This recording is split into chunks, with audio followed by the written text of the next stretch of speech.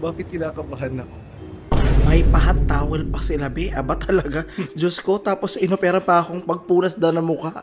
Sabi ko, oh no, hindi pwede. Mawawala be ang foundation ko. Diyos ko, ang contour.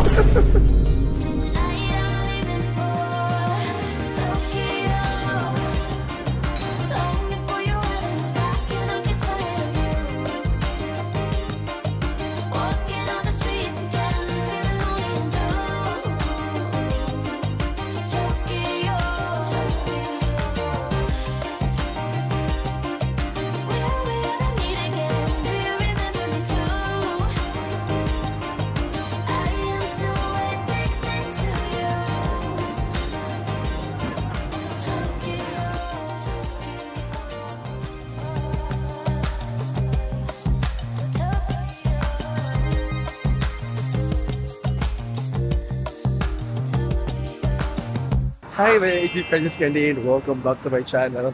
So, kung bago sa aking channel, don't forget to like, share. At syempre, mag-subscribe ka na sa aking channel dahil nag-upload ako ng videos almost every day. At syempre, andito ka na rin. Make sure i-follow mo ako sa mga social media accounts at Francis Candy. So, for today's video, samahan ninyo ako. Dito pa rin ako guys sa Japan. Konnichiwa, konnichiwa. Pero bago ang lahat, mag-breakfast muna ako.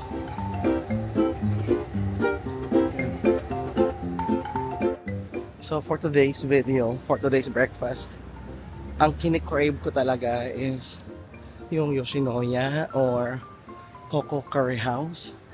So, tara samahan niyo muna akong mag-breakfast.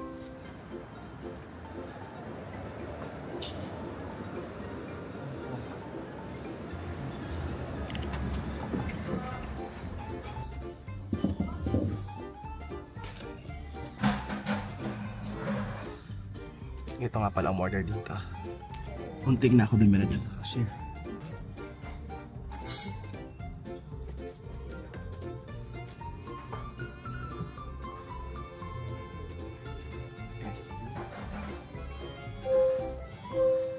Ichi, 安全お待ちのお客様。料理ができましたので、カウンターまでお越しください。Ito na nga ba yung almusal ko dito be sa Yoshinoya? Oo be, sa Japan wala talaga silang exact na breakfast meal. Kumbaga, yung meal nila ng breakfast is pwedeng lunch, pwedeng dinner, anytime. Hindi tulad sa atin na meron tayong almusal talaga. Syempre pag itong gutom talaga ako be, uunahin ko muna yung pagkain bago mag-vlog.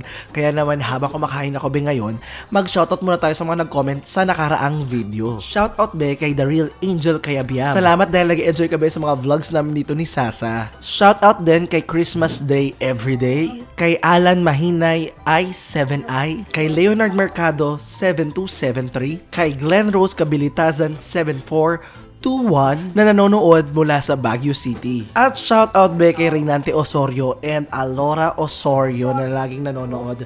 Thank you so much mga be. At syempre kung gusto nyo rin ma-shoutout sa susunod na video, you know the drill. Comment lang at mag-like ng video to. At syempre, huwag mo naman kalimutang mag-subscribe be. Comment na below kung saan ka nanonood ngayon at kamusta na ba ang iyong December. So now, let's go back to the video.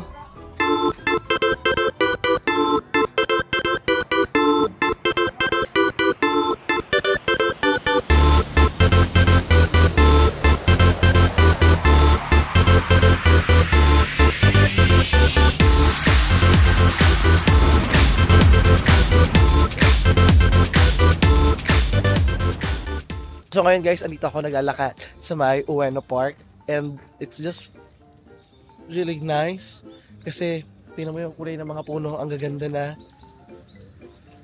Last year of spring andito ako naglalakad and now dito naman ako for another weather. And guys, alam niyo naman ang Japan, it's a country for all season. Para siyang si Vilma. Maganda dito ng winter, ng spring, ng fall, ng summer, masyado mainit. So, ako, hindi ako mahilig sa mainit. I like hot. You know, when you're hot, I like it. But with the weather is hot, no. I dislike it. So anyway, for today's video, manok ko talaga ako guys. Kasi sabi ko, pipili na ako ng bansa para malungkot. Ang layo, Japan pa ha. Hindi, I mean, honestly, legit naman nakakalungkot din talaga. Kasi hindi ko alam kung dahil sa weather lang to Dahil lang ba to sa nose line ko? Meron pa ba? Dahil ba to sa hairline ko or what? I don't know. So sabi ko, okay lang maging malungkot. Nasa Japan naman ako. Ang mahirap lang. Malungkot na nga ako. Hindi ko sila minsan naiintindihan. And for that, I decided na magkapagupit ako ngayon. Siyempre, when you're down, you have to get up, show up, and never give up. So, lalabanan natin itong nararamdaman ko. Hindi ko alam kung seasonal depression ba to or what. Pero, masaya ko ha sa usapan natin. Pero, deep within, may kalungkutan ako na darama. Ang ganda ng kulay ng mga puno, nakaka-inlove. Grabe. Honestly, alam mo yung ganda niya, mas na-appreciate ko sa camera kaysa sa harap-harapan. Ang ganda niya. Ay, ito na naman. Parang papalag na naman kayo, sinabi ko. Anyway, kung hinahanap yung kaibigan ko, shoutout kay Sasa. Si Sasa po yung kaibigan ko. Wala siya ngayon dahil siya ay naglipad ng kanyang gamit sa panibagong hotel na ESTN niya.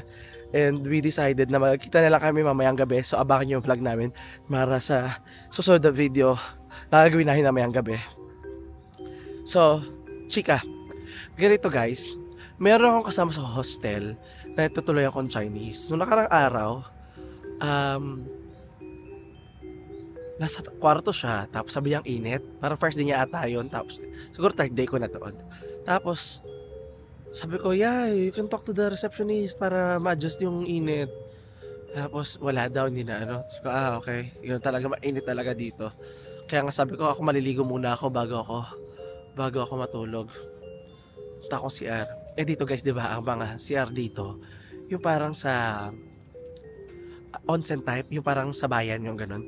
Bigla siyang sumunod, Tapos pinapakita niya yung ano niya. So, ay, ang junjun niya. Sabi ko, sorry, ayoko tignan. Tapos, siya yung parang, pero pinapakita niya. Tapos, so, nagmadali na lang ako, dead ma ako, ganyan. The next day, maaga akong gumising. Siguro, mga alas 7. Dito ang buhay nila. Simula mga bandang alas 10, alas 11, di ba? Maaga akong gumising. Tapos, kausap ko nun yung mama ko. Maba siya. Sabi niya, inaaya niya ako, parang, hindi ko, tell me guys, anong sabihin nun? Tawagan mo ako, or after ng tawag mo, kita tayo sa labas. Parang ganun ata, no? Tapos hindi ko siya makinita, hindi ko siya tinawagin, hindi siya dead ma lang. Umuwi ako pagkagabi, andun siya sa common area. Tapos, inaalok niya akong kumain. Sabi ko, hindi, okay lang, kumakain na ako, ganyan, kabidyo ko yung mama ko. Tapos, pagkaakyat ko, sumunod din siya, umakyat din siya. Tapos chika-chika siya, saan daw ako nagpunta, hanggang kailan pa ako dito. Basta yung mga details sa life ko, ganyan. How's my day, ganyan. So, okay, para, okay. Tapos, kwento rin siya. Tapos, nung mayroon ng chance, sabi ko, okay. Alright, sige, maliligo na ako. Sumunod na naman sa CRB. Diyos ko. Tapos, the next day, which is kagabi, tumabi na siya sa akin. Habang nagtatrabaho ako sa common area, tumabi siya sa akin.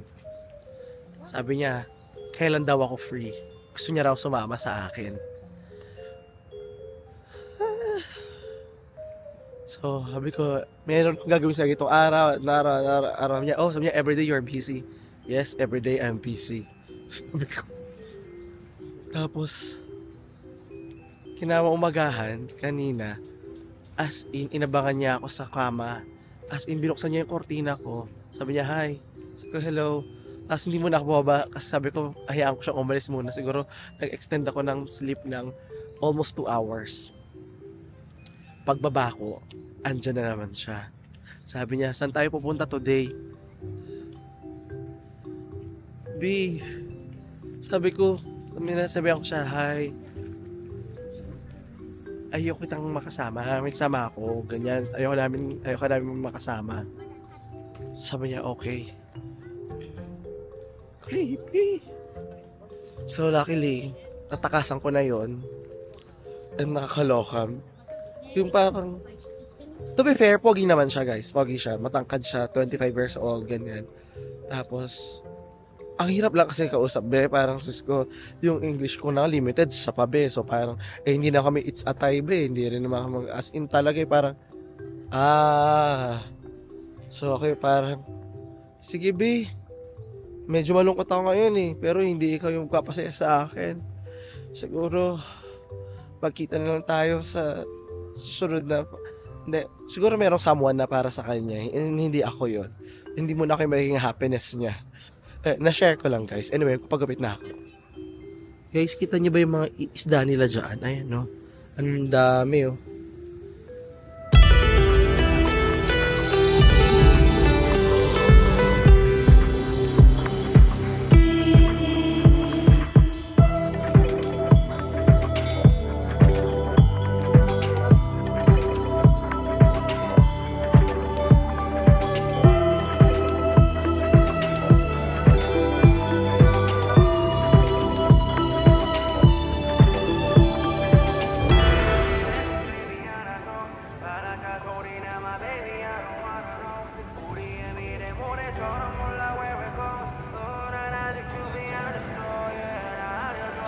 I'm feeling anxious, baby, 안아줘.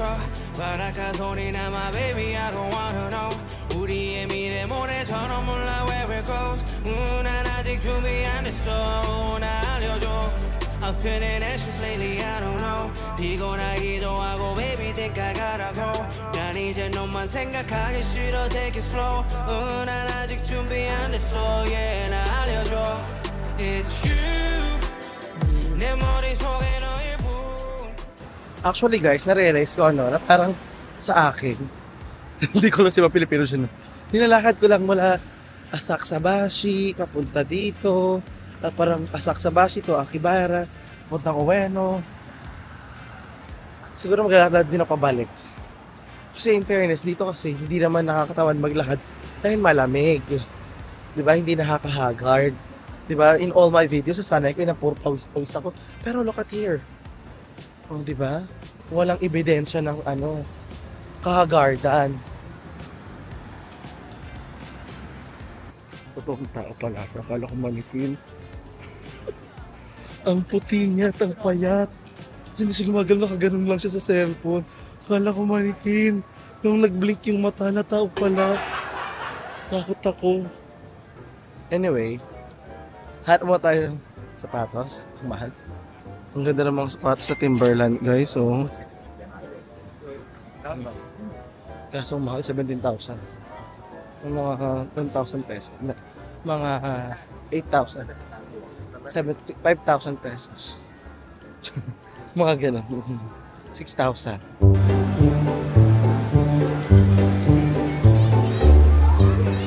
Malungkot baka mo. Kakain ko na yung friend natin para rin masaya.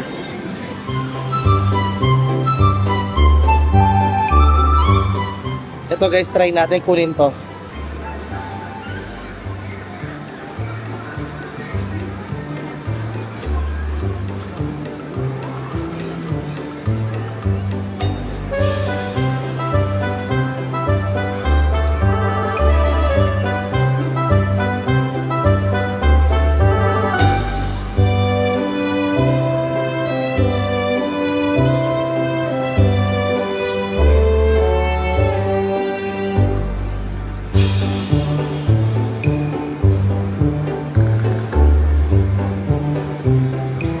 Nakita nyo naman guys, dinaya tayo. Wala na akong 100. Madaya ka, walang resistensya. Hindi niya kayang buhatin yan. Tama na yun, nagsayang na ako ng 200 yen. Now guys, gusto kong kumain dito. Pero bago talaga ako kumain dito, kailangan makapagpagupit muna ako. Ay yung tayo ko ng promise sa sarili ko, hindi ko nagagawa. Still remember how you sound and the way you calm me down when we went behind the bar, taking what we thought was ours. Okay guys, meron ako nakitang barbershop na malapit dito. Ito na. Tignan muna natin kung maintindihan natin.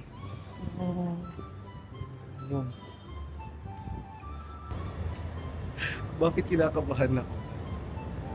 So,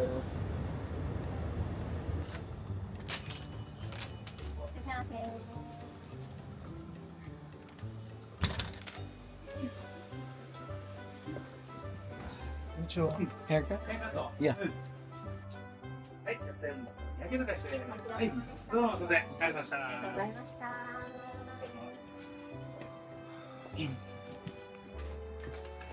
た。で、一回巻きますね。ではなく。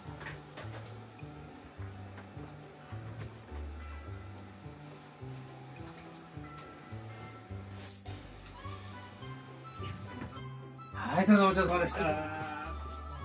Ayan, binakapasok na ako, be.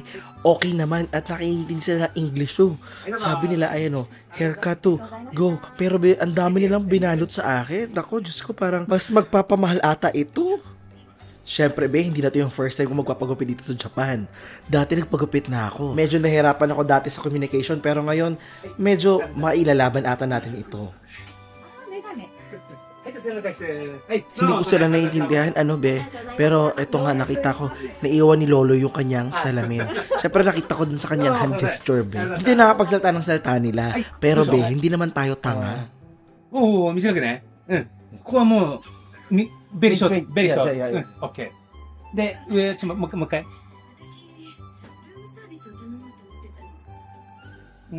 これは、これは、こうこう Yeah. それともこっち Uh, 全部、あ、yeah. こっちで Yeah, yeah. で、ここでこうね。うん。こうね。Yeah. オッケー。うん。で、これは、続ける。こうね。Yes, yes. ここで、こうじゃなくて、続けるのね。こうね。シ Uh, ョート、ショート、ショート、ショート、ショート、ショート。 Yes, yes, yes. オッケー、オッケー。 Hindi ko alam, be, kung idol at si Vic at saka si Tito, pero sabi niya soto. Pero feeling ko nagkaintindihan naman kami.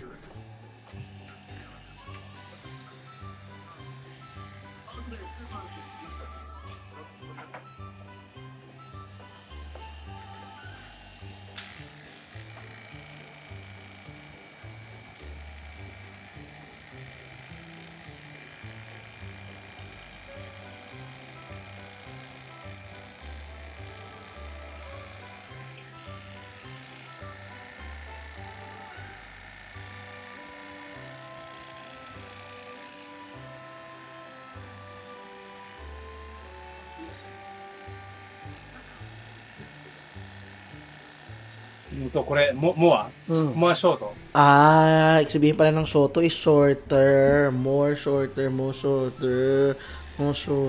Yung pala yun. yeah. オッケー。 O, di ba, nagkaintindihan kami. Be, parang relationship lang yan, be. Meron talaga problema pag hindi kayo nag-uusap ng matino. Pero, konting pasensya lang, magkakaintindihan din kayo. Actually, be, isa ito, be, sa pinakatahimik na paggugupit na nangyari sa akin. Hindi kami nag-usap na ni Kuya after nun. Feeling ko ginost niya na nga ako, eh. Pero at least, hindi niya pa rin ako iniwan. Tinapos niya pa rin, be. At then guys, nakikita nyo naman paunti-unti, ginugupitan niya ako. Pakiramdam ko yung style na ginagawa niya sa akin. Hindi talaga pang Pilipino eh. Ito talaga yung authentic na pang Japanese. Ito yung mga nakikita mong buhok ng mga anime. Kaso yung mukha ko parang cartoon, hindi anime. Yung parang feeling ko, maganda yung buhok or maganda yung gupit. Pangit lang talaga yung mukha. Pero syempre sabi nga nila, trust the process. Kailangan maniwala ka. Ipagpasa Diyos natin yan. Kasi tinan mo si Kuya Be, oh. Akala mo nakaloop na siya, diba? Pero patuloy siya sa paggugupit, Be. Akala mo ulit-ulit lang siya ng ganyan? Hindi, Be. Minimake sure niya na perfect ang pagkakagupit niya. Ayan pa. Ito pa yung technique, Be, na first time ko na-experience. Ginamitan ng pulbos yung buhok ko. Nilagyan niya ng pulbos para makita niya kung ano yung titikwas. Bongga. Oo, walang halong biro, Be. Sabi ko, in fairness, first time to in my experience. May powder. So sabi ko, oh my God. Sure ba tayo na ang nilagay niya is pulbula or may kung anek? Diba? Siyempre, kailangan safe tayo ngayon dahil sa panahon ngayon. Kailangan nag-iingat tayo. O pero, tingnan natin, ano ba yung magiging itsura to? Mukha bang maganda yung kalalabasan? Or mukhang may tama paglabas nito? Medyo underwhelmed ako, Be, kasi biglang tinanggal na nila sa akin yung nakasuot sa akin na pangtanggal balahibo. Tapos pansin ko, parang di pa naman ata tapos. Or meron lang silang layers dito. Tapos parang para sa akin, tapos na ba to? Tapos na ba tong ganitong gupit? Or ayun, kasi ang ginagawa niya, be, finishing touches na siya, oh. Sabi ko, parang hindi niya pa although, syempre, ang hirap naman ilaban na dahil nga, ito pa ang effect, ang bongga, diba? May pahat towel pa sila, be. Aba talaga. Diyos ko, tapos inopera pa akong pagpunas daw ng mukha. Sabi ko, oh no, hindi pwede. Mawawala ba ang foundation ko? Diyos ko, ang contour. In fairness naman kay Kuya, hindi lang siya basta hair cutter, 'di ba? Hairstylist din siya sa haba ba naman ng buhok niya, be. Ewan ko na kung hindi siya marunong mag-ayos. Kaya naman hindi niya man naggupit ng maayos yung top ng hair ko. Feeling ko effect naman siya, 'di ba? Dinistyle niya pa na parang stylish kahit mukhang half finish yung gilid-gilid, 'di ba? Plakado, nakaayos, nakaporma. Oh. Siguro may dadaan yan. Maniwala lang tayo. Diba? Trust the process. Kung pangit yung buhok, idaan sa ngiti, idaan sa personality. Ganon, kailangan mas maging mabait tayo. Galingan natin. Babawi tayo sa ibang paraan.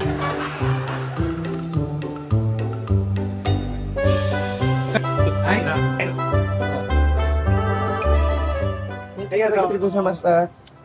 Oh, I just survived it, be. How do you like my haircut? Okay. Be honest, nagustuhan niyo ba yung ating haircut?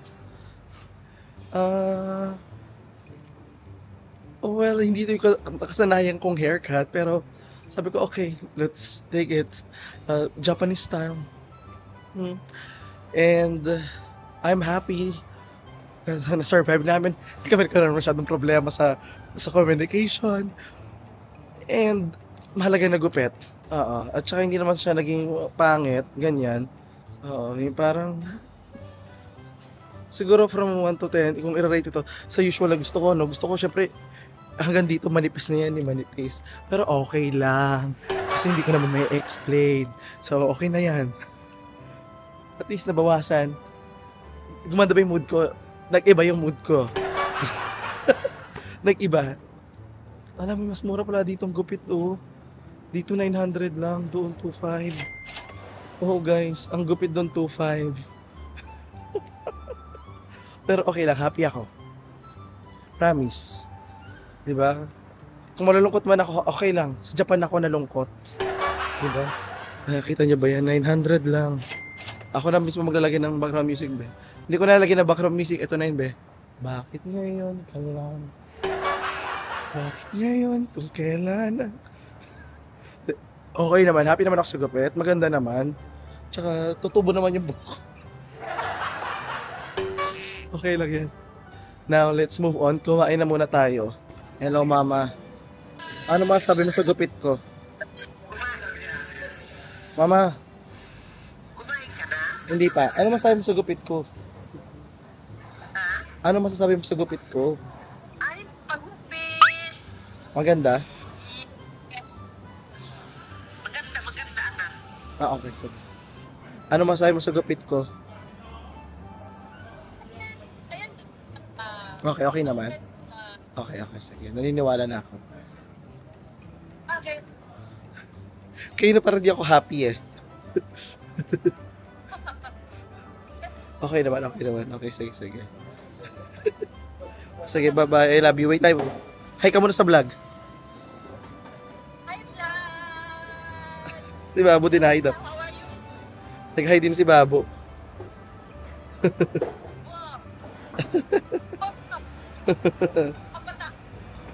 Sige, wait lang. Bababa ko muna. Guys, usap muna kami ni ate. Bye-bye. Guys, naniniwala na ako na maganda nga yung gupit ko. Sabi kasi nila, dapat na hindi na tayo nakikinig sa iba, kundi sa sarili mismo natin. Char. Guys, nandito ako sa may Okachimachi. Ito yung una-unang stasyon na binabaan ko dati nung una ako pumunta ng Japan. Tapos na-realize ko, dumaan yung trend. Sobrang haba nung trend nila. Wala pa sa kalahati yung MRT natin. Sa haba. Well, anyway, nakatambay na ako ito. Maya hanap na ako ng makakainan. When I mean maya it means 5, 4, 3, 2, 1. Hanap na tayo ng makakainan. Dito sa kausap.